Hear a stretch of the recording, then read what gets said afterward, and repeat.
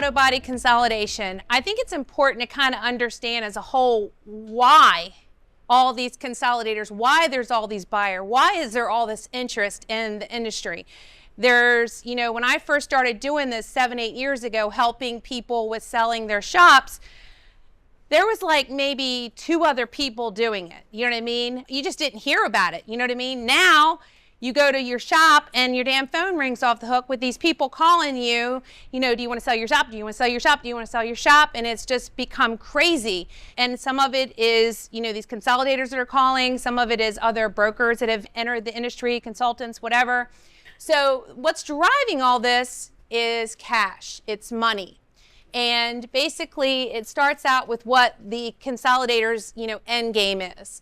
And ultimately, I'm going to give a super high level. This could go real deep in the nuts and bolts. High level and easy for this class today is their end game is to buy shops as cheap as possible, put them together, put as many of them together, and then sell them to another consolidator or recapitalize and get more money and then keep growing and then sell it to a consolidator.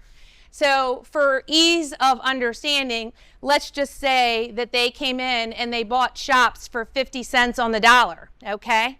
And then they gather all these shops up and they get them running, after 5 years' time. They typically have about a 5-year run time before they have to recapitalize or sell. And let's just say they've, put together 100, 150 shops and they bought them for 50 cents on the dollar. And let's just say that they've got 50 million invested, they're going to want to get, 100 million, 130 million out of it, high level. Does that make sense?